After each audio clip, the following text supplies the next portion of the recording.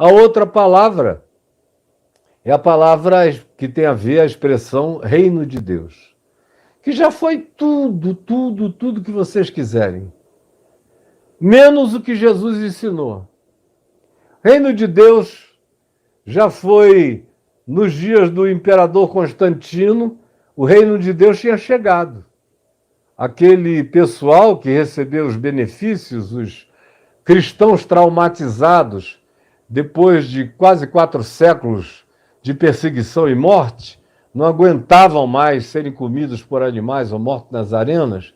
Quando apareceu alguém que pegou um lencinho branco e disse: olha, vou ajudar vocês, e começou a dar dinheiro, isentá-los de impostos, fazer os bispos pobres, simples, ignorantes, se tornarem verdadeiros sacerdotes romanos, com acesso às cortes, respeitados, com acesso aos palácios. Não demorou 40 anos, estava tudo corrompido. Tinha virado outra coisa. Eles nomearam Constantino o 13º apóstolo, e aquilo ali foi o verdadeiro reino de Deus. Houve aqueles que escatologizaram o domínio de Constantino, dizendo que em Constantino Jesus tinha voltado. Que Constantino era o cumprimento da promessa apocalíptica da volta de Jesus num cavalo branco, escrito ao lado do Verbo de Deus, porque Constantino é quem está dando liberdade para nós sermos os proclamadores da palavra de Deus nesse novo mundo. Então, o reino de Deus já foi a chegada do Império Romano, que se tornou cristão para fins políticos. O reino de Deus já foi todo tipo de dominação de principados europeus que se deixaram levar por interesses políticos e adotaram a fé do cristianismo. Então, para aquele pessoalzinho ali, o reino de Deus tinha chegado. Como se você chegar para um bom protestante de carteirinha, ele vai dizer que nos dias de Calvino, o reino de Deus baixou lá em Genebra, desceu, e houve um período de reino de Deus onde até os juros bancários eram determinados por Calvino, onde não se fazia nada na cidade sem a anuência de Calvino, que era a expressão imediata, circunstancial e geracional do reino de Deus. A mesma coisa aconteceu em todos os outros lugares. Na Inglaterra foi tão assim que o rei da Inglaterra passou a ser a própria expressão do líder da igreja e a expressão do reino de Deus, porque nele havia convergência do poder do reinado monárquico e do poder da igreja, fundidos num homem só, como ainda é até hoje. Vocês viram na coroação do Charles, como ele foi ungido cabeça da igreja da Inglaterra, tanto quanto foi coroado rei da Inglaterra, está presente lá. Como na fundação dos Estados Unidos. Foi exatamente a mesma coisa. Eles foram para lá com a doutrina do Destino Manifesto, onde eles seriam o novo Israel, porque ninguém cria mais que Israel iria voltar para a Palestina no século XVI. Ninguém cria. Israel já tinha dado tudo que tinha que dar na cabeça dos cristãos. E aí eles achavam, aqueles cristãos que migraram, que atravessaram para a colonização do Novo Mundo, chegaram lá com essa doutrina de que nós somos o novo Israel, a nova Jerusalém nós vamos realizar, a nova escatologia, a nova consumação do reino de Deus, somos nós os promotores dela. E você vê até o dia de hoje, os Estados Unidos da América e as igrejas americanas, na influência que levam para o mundo inteiro, levam essa influência que está presente aqui no Brasil. O Brasil só vai se sentir um país cristão não quando houver uma população obedecendo Jesus e o Evangelho. Não, isso é bobagem. A igreja não obedece nem Jesus nem o Evangelho. Os pastores não obedecem nem Jesus nem o Evangelho. Os padres também não. Então, somados católicos e protestantes, nós já somos um país cristão. Sem dizer que quem mais obedece o Evangelho no Brasil, frequentemente, são os espíritas kardecistas, nas suas práticas, nas suas boas obras e na sua discrição. São mais parecidos com o que Jesus mandou a gente viver, amando a Deus no próximo, do que sejam os católicos ainda majoritários ou os evangélicos querendo se tornar majoritários. Agora, todo mundo quer poder. Reino de Deus para um evangélico hoje, vocês viram nos últimos 4 anos que eles sentiam que o reino de Deus tinha chegado. A grande declaração é: Deus mandou esse servo. Esse homem é o nosso ser messiânico que veio abrir as portas do reino de Deus. E o reino de Deus era dinheiro, prefeito só recebe se for da mão do pastor, era grana para colocar nos canais e nas rádios cristãos verbas desproporcionais ao alcance deles. O reino de Deus era boicotar as mídias que têm verdadeiro alcance de audiência, mas os pastores ficavam felizes dizendo o dinheiro que iria para a empresa tal de comunicação está vindo para nós, que coisa boa, é o reino de Deus sobre nós. É a tal da teologia do domínio, do reinar em glória com Cristo no mundo. Isso é para eles o reino de Deus. É essa dominação que Jesus disse: tal não seja assim entre vós. Jesus disse: entre vós não será como é entre os governadores, os príncipes, os reis e os imperadores. Não, isso é o mundo. Entre vós não será assim, ao contrário.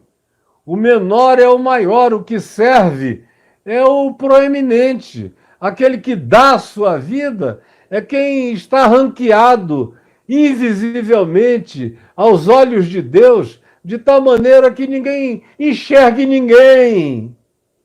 Que quanto mais o serviço seja feito em amor, sincero, discreto, sem trombeteamento farisaico, sem ficar na esquina dizendo: ó Deus, obrigado, porque tu me deste a bênção de dar uma oferta enorme que salvou a nossa igreja.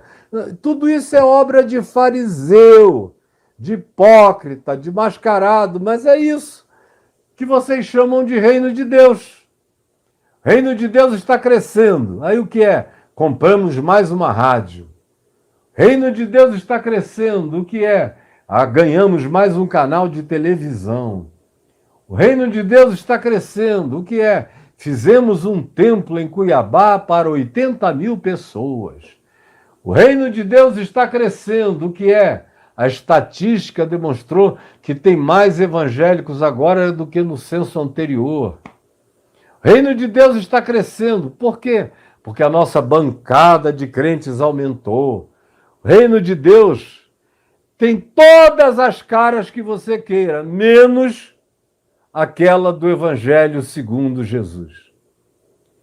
E aqui se diz que Jesus ia por toda a Galiléia ensinando nas sinagogas e pregando. Era algo que ele fazia continuamente. Era o grito de libertação que Paulo dá em Colossenses 1,13, quando diz: ele nos libertou do império das trevas. Do império das trevas. Note bem a denúncia contra os romanos, subjacente, porém presente, porque o único império nos dias de Paulo era o romano. Do conhecimento dele, na visibilidade do mundo dele, era o Império Romano. Aí ele usa justamente essa palavra, essa designação de governo, de dominação multirreino, espalhada por todos os países onde os romanos alcançaram, e ele chama isso de império das trevas. E diz que ele nos libertou do império das trevas e nos transportou pela conversão, pela regeneração, pela metanoia, pelo arrependimento, pela nova consciência, pela mudança de caráter, de sentimento, de emoção, de conduta, de atitude crescente na direção do mandamento, do amor que se expressa no trato relacional para com a vida, segundo Jesus ensinava, ensinando o reino de Deus. E, sobretudo, ensinando que o reino de Deus não vinha com visível aparência.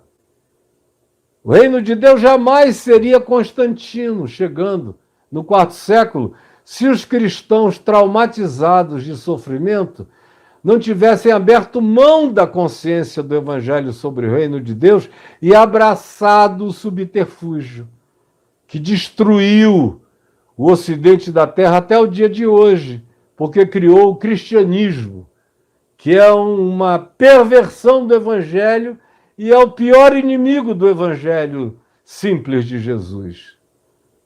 Então, Jesus disse e dizia: o reino de Deus não vem com visível aparência. Não procurem aqui, ali, nem acolá. Se alguém disser, está no deserto, não vão atrás. Se alguém indicar uma montanha sagrada, santa, onde esteja o reino de Deus, é mentira. Porque o reino de Deus não vem com visível aparência. Só virá com visível aparência quando do céu se manifestar o Senhor Jesus com os anjos do seu poder. Quando vier o Filho do Homem. Aí o reino de Deus virá com visível aparência. Por enquanto, Jesus disse, afirmou, asseverou e garantiu que o reino de Deus não tem nenhuma visibilização. Eu me lembro quando o Robert Schuller construiu a Catedral de Cristal lá em Orange County, na Califórnia, e ele tinha a jactância de dizer que era a catedral mais bonita do mundo, que aquilo tinha sido erguida para a glória do reino de Deus. Aí aquilo não sobreviveu à vida dele. Ele ficou velho, não podia mais tocar, era ele que era só o charme do lugar. O filho não conseguia tocar. Conclusão, o lugar implodiu. Quem comprou foi a Igreja Católica e fez uma catedral católica lá que está sendo utilizada para cultos bonitos, para missas bonitas, porque o lugar é bonito, só isso. Mas o reino de Deus não vem com visível aparência. Jesus disse, e a expressão é cunhada em Lucas, no capítulo 17, quando ele diz, o reino de Deus está dentro em vós. E ele ensina, portanto, aonde ele vai, as pessoas a abrirem o coração para a realeza do mandamento de Deus, do amor de Deus, da obediência ao mandamento de Deus, que não era uma decoreba da Torá, nem disso nem daquilo, era o aprendizado do ensino dele, que só vai crescer aos nossos sentidos à medida em que a gente prossiga em Mateus. O reino de Deus é a obediência ao mandamento de Deus. O reino de Deus é o reinado da soberania de Deus no meu coração, sobre os meus pensamentos. É a submissão da minha mente à mente de Cristo. É a adoção dos valores e dos significados de Jesus para a minha vida.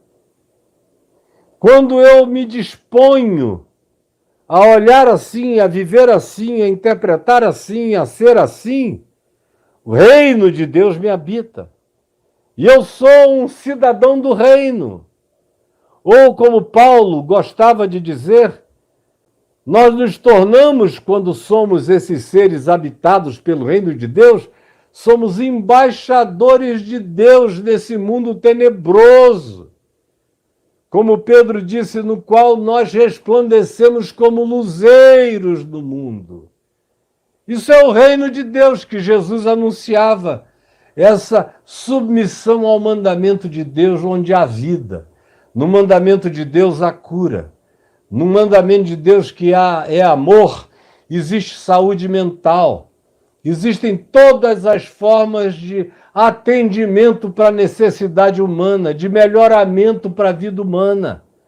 Quando você entende, internaliza e deixa o reino se expandir dentro de você, como nós terminamos no dia de ontem falando de discipulado.